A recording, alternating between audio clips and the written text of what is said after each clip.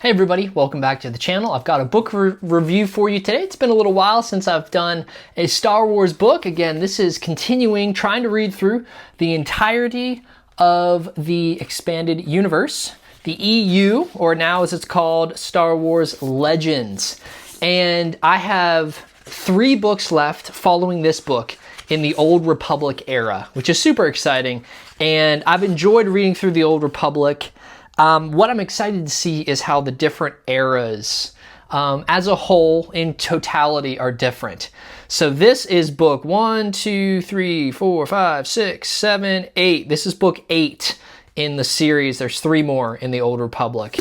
And from the get-go here, John Jackson Miller, having seen things on BookTube, as well as Star Wars book reviewers and Star Wars conversation, John Jackson Miller is one of the premier Star Wars writers.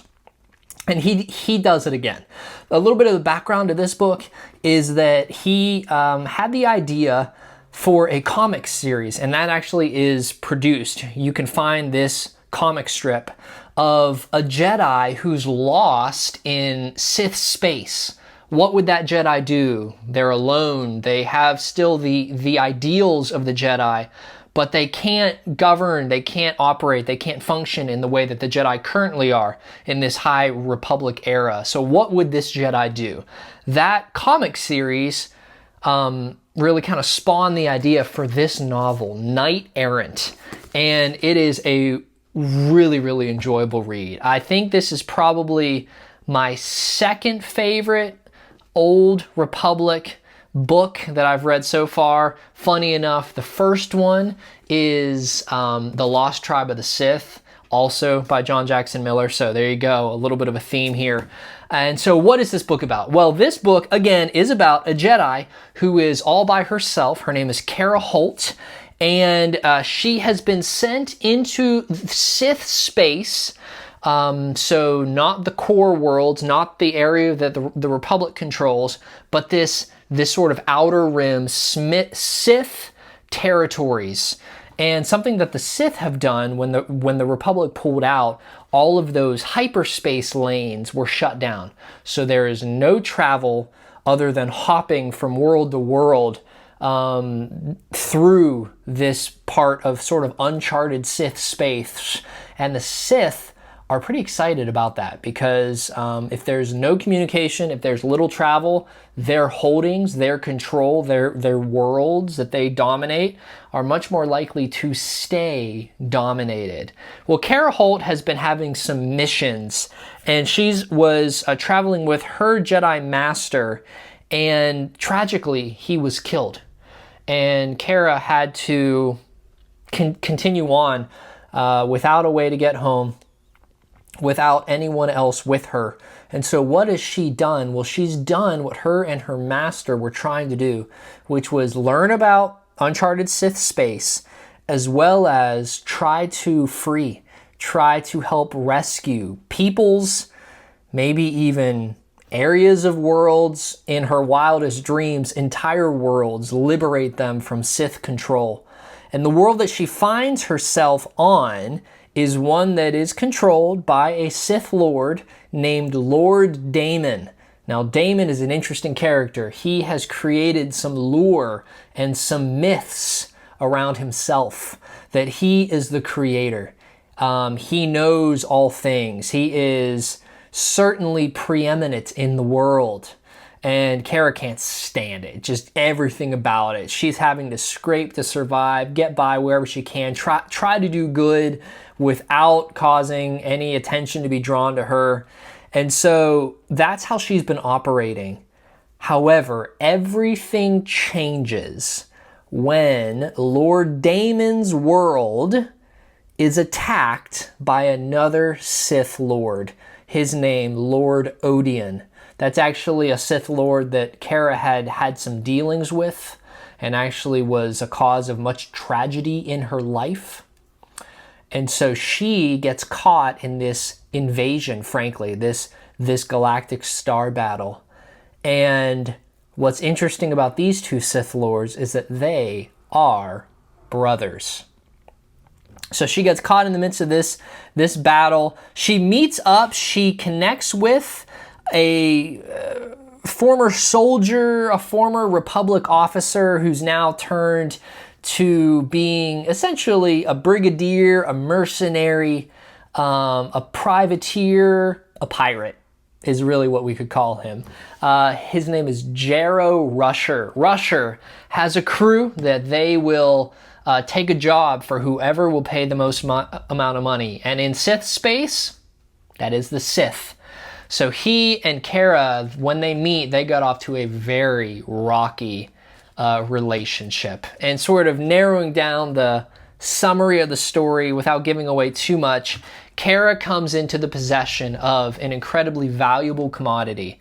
It's not gold, it's not wealth, it's not credits, it is lives. She helps these enslaved children who were being transported to a school of sorts to be trained to serve Lord Damon in wherever he would need them to be.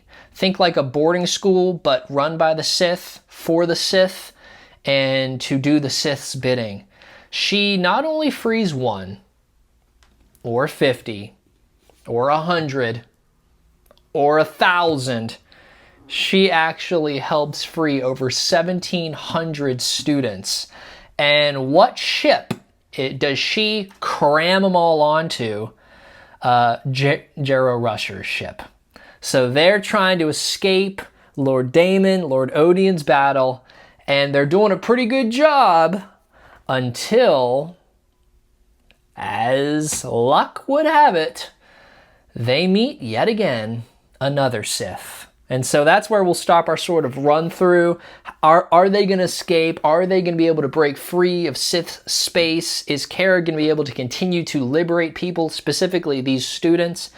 It's really, really good. And the more you go, the more connections you see between these Sith, the more history you learn of them, until towards the very end, there is some actual huge plot that develops, a huge almost mystery that the Republic, and I mean this in the good way, the Republic would kill to learn.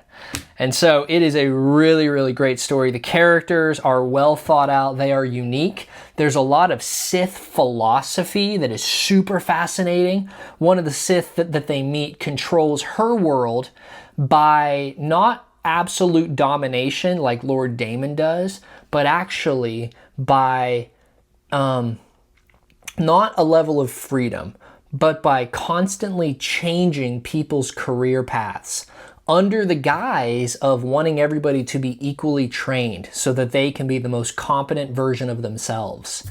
Kerra has a little bit of a philosophical conversation with this Sith Lord, and it is super interesting. Some of the themes, good versus evil, and it's not always as simple as that. Light versus dark. The people that Kerra meets, the people that she's fleeing from, sometimes working with, sometimes working for. Is there another way to look at things? She has to wrestle with this.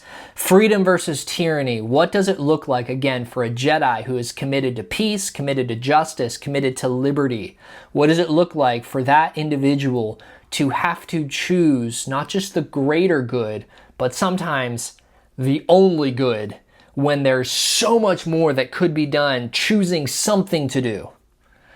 Courage, trust, alliances, protecting the innocent. Knight Errant is a special book. I really, really enjoyed it. I gave it 4 out of 5 stars. And I may even go back and bump it up to 5 later. I want to hold off because there is over 140 books in the EU. I'm going to give it 4 stars right now because it was really, really well done. What are some of my major takeaways? Some of the fun things were the interactions. There's one specific new recruit in Rusher's crew that Kerry Holt has to interact with. And it's a teenage boy, essentially, that Rusher makes a connection with his parents. And in order to take on the boy, he offers to bring him onto his crew if the parents will give some very needed commodities to help rebuff his ship. But bringing the boy on, he is hysterical because he is the most clumsy, prone to hurting himself, and frankly, ditzy character I think I've ever read in the entire Star Wars world at this point. It is hysterical because even when the boy tries to help, he is more of a nuisance. He's more of a hindrance. In fact, in the middle of one battle that we get to, Rusher is really, really stressed. He's trying to protect some people. He's trying to fight off some Sith enemies. And Laboon, I believe was his name, if I'm mispronouncing that, jumps in and tries to help and says, hey, come with me. There's an escape route to the south. And they start running and after a while, Dara's like, hold up. South is that way. And that's just one small example of this character. It's so funny. And that was a really good element of humor in a really tense book. So really, really good job. John Jackson Miller, Knight Errant, something that I enjoyed. I think you will as well. I'm excited to see where the Old Republic takes me. I know next up is a big trilogy, the Darth Bane trilogy. So we'll see where we go from here. Have you read Knight Errant? Where does it rank in your Old Republic rankings? Man, it is up there with me, 1 or 2 at this point. So we shall see where we go in the future. But thanks so much for watching. If you're interested, you can like and subscribe to the channel. We're going to keep reading through the Star Wars EU until we get through it. I'm really excited to continue on this journey. So enjoy the stories, enjoy reading, and we'll get back together in the next video.